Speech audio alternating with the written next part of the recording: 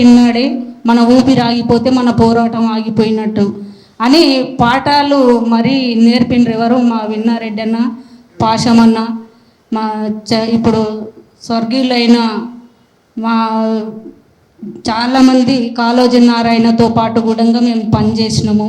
వాళ్ళందరి మాటలు గుర్తుకొస్తే ప్రాణం ఉన్నంత వరకు ఎవరైనా కూడా మర్చిపోని మాటలు. ప్రాంతీయుడు తప్పు చేస్తే పొలిమెరులు దాటించాలి, ప్రాంతం వాడు చేస్తే ప్రాణాలతో పాతరేయాలనే నినాదం ఒకటి తీసుకొని మనం తెలంగాణ ఉద్యమంలోకి చేరినాం. ఆ విధంగా మరి ప్రాంతీయుడు తప్పు చేస్తే పొలిమెరులు దాటించినాం. మళ్ళీ మన ప్రాంతం వాడు తప్పు చేస్తూ మళ్ళీ తీసుకొచ్చి మన దగ్గర చేరవేస్తున్నారు. కాబట్టి మనము ఇప్పుడు ఏం చేయాలనేది కూడా దీనికి నిర్దేశం చేయాలి మన పెద్దలందరూ కూడా. ఆ రోజు చంద్రబాబు ఒక భువనగిరి సభ పెట్టినంత మాత్రాన 17 మందిని కాల్చి చంపిండు. 17 మందిలో 17 ముక్కలు చేసిన ఒక తొలి మహిళ బెల్లి లలితక్క. ఆమె గురించి ఈ రోజున్న మంత్రులు కానీ ఎమ్మెల్యేలు కానీ అందరూ ఆ రోజు అదే గవర్నమెంట్లో పనిచేసిన వాళ్ళు చాలామంది ఉన్నారు. వాళ్ళకు కూడా భాగస్వామ్యం ఉంది. అలాంటి వాళ్ళను కూడా మనం ఈరోజు వేదికలెక్కించి మాట్లాడిస్తున్నాం. వాళ్ళని ఎన్నడూ మనం ప్రాణంతో పాతరేస్తాం. అది ఎప్పుడు జరుగుతుంది? అది చూడగలుగుతామా మనము? మన పిల్లలు ఇంకా పోరాటంలోకి మన పిల్లలను కూడా తీసుకురావాలా? మరి కాళోజీ నారాయణ చెప్పింది ఏ రోజు జరుగుతుంది? జరుగుతుందా? దీని దిశానిర్దేశం ఎప్పుడు చేస్తారు మన పెద్దలందరూ? ఒక తెలివైన వాడు మన విఠల్లాగా చిన్న పోరాడే అందరికంటే చిన్నవాడు, అందరిలో చిన్నవాడు ఎవరంటే విఠలే. ఉద్యమం ఫస్ట్ వాళ్ళ నాన్నగారితో పాటు చాలామంది పెద్దలు ఉన్నారు. కానీ వారసత్వ రాజకీయాలలో ఎట్లా వస్తావో ఉద్యమాలలో కూడా విఠల్కి అట్లే వచ్చింది. ఒక రాజు అనేవాడు, చిన్న కథ చెప్తే, ఒక రాజు అనేవాడు చాలా తెలివైన వాడిని అని అనుకున్నాడట. విఠల్ అనేవాడికి వ్యవసాయం, ఎందుకంటే విఠల్ కాపు కదా, వ్యవసాయం ఉంటుంది కదా. వాళ్ళ ఇంట్లో తోటలు అవి పెట్టుకొని పనిచేస్తుంటే అక్కడ ఒక దొంగతనం జరిగిందంట రాజుగారి కోటలో. ఆ దొంగ ఎవరు ఎత్తుకపోయినారు? ఇంట్లో ఉన్న నాణ్యాలు ఆభరణాలని వెతుకుతుంటే ఇంకెవరుంటారా, రోజు ఆ వీటల్లో ఏం పని చేస్తాడు, ఇంటికాడ నుంచి పోయి పొలంలో కనిపిస్తాడు, వాడు అక్కడే వాత పెట్టిండేమో అని చెప్పి పోయి చూసిరట. చూస్తాడు ఒక పెద్ద కుండ కనిపించిందంట. ఆ కుండను ఎత్తుకొని అప్పుడు కళ్ళువి బొంగలన్నీ ఉంటుండే, పెద్దగా ఉండి మన కంఠం కాడ సన్నగా ఉంటుండే కూజాలాగా. అలాంటి బొంగ ఉన్నదట. దాన్ని తీసుకొని బట్టలు ఊర్లోకి తీసుకొని వచ్చిరట. ఎక్కడ దొరికింది ఇది అంటే విఠల్ వాళ్ళ తోటలో దొరికింది. అంటే వీడే తీసుకుపోయింది ఇదంతా.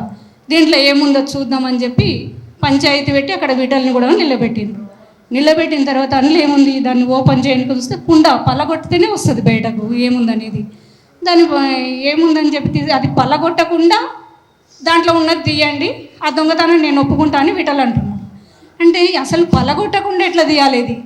ఏముందని చూస్తే దీపం ముట్టించి, అప్పుడు టార్చీలు లైట్లు ఇవన్నీ లేవు కదా, దీపం ముట్టించి చూస్తే అందులో ఒక పెద్ద గుమ్మడికాయ ఉందన్నమాట.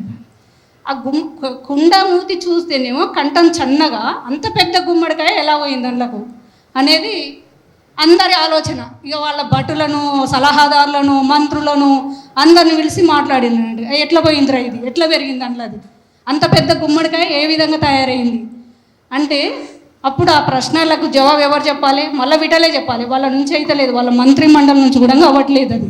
కాకపోతే తీరా విఠల్ని కూర్చోబెట్టి అసలు ఏ విధంగా తయారైంది ఇది, నువ్వు ఎట్లా తీసుకుపోయి దాంట్లో ఇంత పెద్దగా ఎట్లా తయారైందంటే, అదేం పెద్ద సమస్య కాదండి, చిన్న పిందె ఉన్నప్పుడు నేను దాంట్లో పెట్టినా, అది పెరుగుతూ పెద్దగా అయిపోయింది, కుండ ఎంత ఉందో అంత అయింది. దీపావళి నాడు మా ఇంట్లో గుమ్మడికాయతో మా అమ్మ నోములను వస్తుంది, దానికి నేను మా అమ్మకు బహుమతిగా తీసుకుపోయి ఇవ్వాలనుకుని నేను కుండలో పెట్టినా అని చెప్పి విఠల్ చెప్పిండాడు.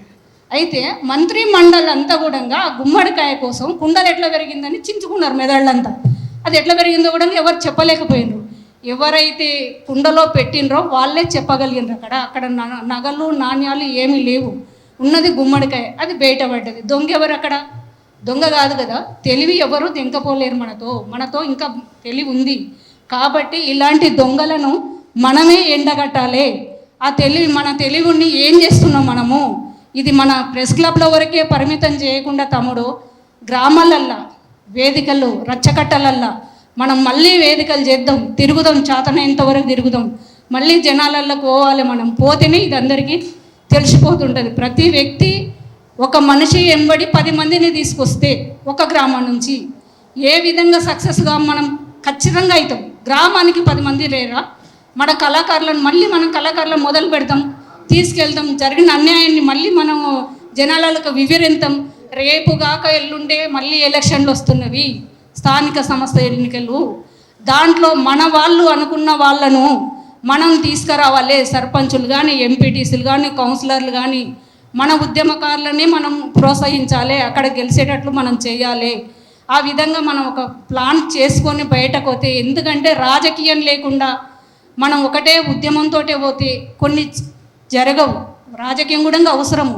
కాబట్టి గ్రామ పంచాయతీ నుంచే మనం వార్డు మెంబర్లతో మొదలు పెడతాం అనేది ఇదంతా నేను తెలియజేయడం. ఎందుకంటే పెద్దలు కాబట్టి రేపు వచ్చే ఎలక్షన్ వచ్చే నెలను రేపటి నెలను జరుగుతాయి. అవి ముందు మనం ఒక ఆచరణ ముందు పెట్టి పాంప్లెంట్లు వేసేది ఇన్ని రోజులు ఏ విషయం ఉన్నా జనానికి.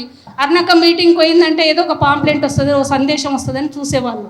ఇప్పుడు పాంప్లెంట్లు అయిపోయినాయి, సోషల్ మీడియా అయింది కదా, అంతా పాంప్లెంట్లు మాయమైపోయినాయి. కాబట్టి ఆ సోషల్ మీడియా ద్వారా అయినా కూడా మనం అందరినీ జనాన్ని మోటివేషన్ చేయాలని చెప్పి నేను ఈ అవకాశం ఇచ్చిన పెద్దలందరూ కూడా కోరడం ఏంటంటే, ఇంకొక విషయం, నీళ్ళ విషయం చాలా చెప్పిండు తమ్ముడు, కానీ కంపెనీలు 40-50 కంపెనీలు మూతపడ్డాయి. ఆ కంపెనీల గురించి కూడా పాషమన్న క్లుప్తంగా చెప్తాడు. ఎన్ని కంపెనీలు మూతపడ్డాయి? హైటెక్ సిటీ ఒకటి కనిపిస్తే అయిపోయిందా? జరిగిన కంపెనీలు ఎన్ని, ఆల్మిన్ కంపెనీ మొదలు పెట్టుకుంటే ఎన్ని కంపెనీలు బంద్ అయినవో ఆ విధంగా ఆయన సబ్జెక్ట్ కాబట్టి అన్నది నేను చెప్పకూడదు, ఆయన్నే మాట్లాడాలి. ఈ అవకాశం ఇచ్చిన పెద్దలందరూ కూడా తెలంగాణ ఉద్యమాభివందనాలు. జై తెలంగాణ.